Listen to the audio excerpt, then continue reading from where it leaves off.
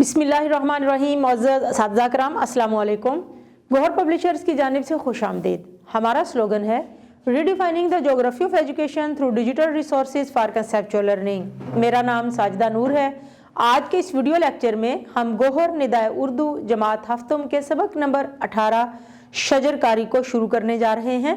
तो आइए चलते हैं हासिलात ताल्लुम की जानिब। मुअज़्ज़ज़ असातिज़ा किराम, इस सबक को पढ़ने के बाद तलबा इस काबिल हो जाएंगे कि वो तवील इबारत को दुरुस्त तलफ़्फ़ुज़ के साथ पढ़ सकें। बच्चों को इस काबिल बनाने के लिए हमने करना ये है कि इस सबक में से सबसे पहले हमने वो अल्फाज मुंतखब करने हैं जिनका तलफ़्फ़ुज़ थोड़ा मुश्किल है। वो तमाम अल्फाज आप वाइट बोर्ड पर लिखें, बार बार बच्चों को उनका तलफ़्फ़ुज़ बताएं। फिर इसके बाद नमूने के तौर पर सबक की बुलंदखानी खुद करें। उसके बाद उन बच्चों से बुलंदखानी करवाएं जिन बच्चों के पढ़ने का अंदाज दुरुस्त है, जो दुरुस्त तलफ़्फ़ुज़ के साथ किसी भी इबारत को पढ़ सकते हैं। लेकिन उन बच्चों से बुलंदखानी करवाना बिल्कुल भी नहीं भूलना जिन बच्चों के बारे में हमें पता है कि उन्हें मुश्किल अल्फाज का दुरुस्त तलफ़्फ़ुज़ मालूम नहीं है या वो दुरुस्त तलफ़्फ़ुज़ के साथ उन अल्फाज को अदा नहीं कर सकते। इस तरह से तमाम बच्चे इस काबिल हो जाएंगे कि कोई भी तवील इबारत दुरुस्त तलफ़्फ़ुज़ के साथ, रवानी के साथ पढ़ने के काबिल हो सकें। सेहत और रफ्तार के साथ इमला लिख सकें। दुरुस्त तलफ़्फ़ुज़ के साथ पढ़ना जितना ज़रूरी है, दुरुस्त इमला उतनी ही ज़रूरी है, क्योंकि अगर बच्चा कुछ लिखता है और उसके लिखने में गलतियां हैं तो फिर अच्छा तासुर नहीं पड़ता। दुरुस्त इमला के लिए ज़रूरी है कि आप मुश्किल अल्फाज की इमला बच्चों को बार बार करवाएं। उसके साथ साथ आप मुख्तलिफ पैराग्राफ या इबारतों की इमला भी उन्हें करवाएं। जितनी ज़्यादा आप उन्हें मश्क करवाएंगे उतना ही वो इस काबिल होंगे कि वो किसी भी इबारत को दुरुस्त इमला के साथ लिख सकें। दरसी किताब और दीगर कुतब में पेश किए गए मतन को पढ़कर सवालों के जवाबात लिख सकें। किताब में दिए गए सबक के आखिर में जो सवालात हैं उनके जवाबात तो वो लिख ही सकें, लेकिन इसके अलावा भी अगर वो कोई किताब का मुताला करते हैं तो उसका फ़हम ज़रूर रखते हों, यानी जो कुछ भी वो पढ़ें उसका मफ़हूम समझें, ताकि उनसे अगर सवालात के जवाबात लिखने के लिए कहा जाए तो वो उन सवालात के जवाबात दे सकें। वो सवालात मारूज़ी शक्ल में भी हो सकते हैं, मौज़ूई शक्ल में भी हो सकते हैं, या फिर तज्ज़ियाती सवालात भी हो सकते हैं कि तज्ज़िया करें, इस इबारत को मद्देनज़र रख कर कुछ और लिखें, यानी कि तख्लीकी काम भी हो सकता है। तो बच्चों को तैयार करने के लिए हमने ये करना है कि जब भी कुछ उन्हें पढ़ाएं या उन्हें पढ़ने के लिए दें तो उनसे मुताल्लिक सवालात बच्चों से ज़रूर हल करवाएं। नसर पारे की सलीस और किसी भी नज़म की तशरीह लिख सकें।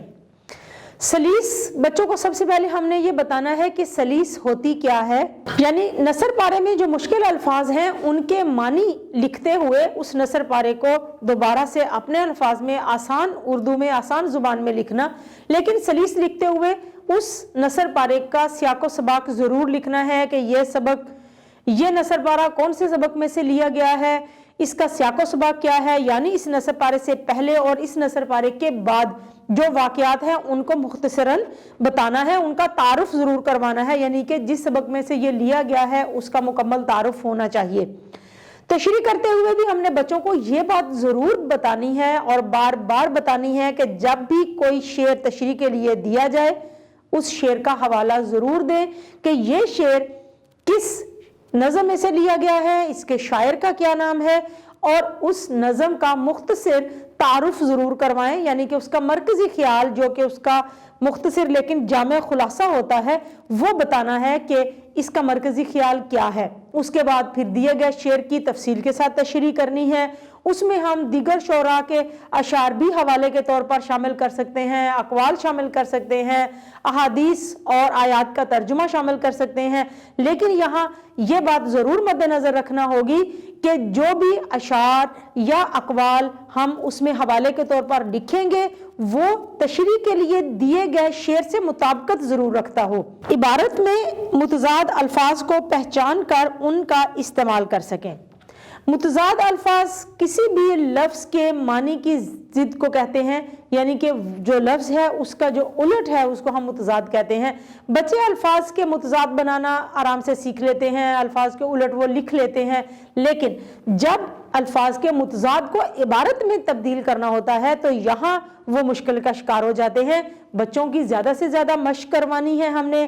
ہمارے سبق کی مشق میں بھی ایسی سرگرمی دی گئی ہے، لیکن اس سرگرمی کو سامنے رکھتے ہوئے، مد نظر رکھتے ہوئے ہم مزید سرگرمیاں وضع کریں گے تاکہ بچوں کی زیادہ سے زیادہ مشق کروائی جائے اور ان کا فہم مضبوط ہو، ان کا تعلم پختہ ہو۔ متشابہ الفاظ بلحاظ صوت کا فرق بتا سکیں۔ متشابہ الفاظ املا کے حوالے سے بھی ہوتے ہیں لیکن آواز کے حوالے سے بھی متشابہ الفاظ ہوتے ہیں۔ مثال کے طور پر ہم کسی بھی لفظ کو جب پڑھتے ہیں تو دو طرح سے ان کی آواز تو ایک جیسی ہوتی ہے لیکن ان کی املا مختلف ہوتی ہے۔ مثال کے طور پر شک اور شک، کشش والے کاف کے ساتھ جو شک ہے اس کا مطلب ہوتا ہے کسی پر شک و شبہ کرنا، اور نقطوں والے کاف کے ساتھ جو شک ہوتا ہے اس کا مطلب ہوتا ہے توڑ دینا، دو ٹکڑے کر دینا۔ تو یہاں پر ان دونوں الفاظ کی آواز ایک ہے لیکن ان کے معنی مختلف ہیں۔ تو بچوں کو ہم نے ان کی مشق کروانی ہے تاکہ وہ ایک جیسی املا والے الفاظ کے معنی کے لحاظ سے ان کو سمجھ سکیں کہ الفاظ کی آواز ایک جیسی ہے لیکن ان کی املا مختلف ہے۔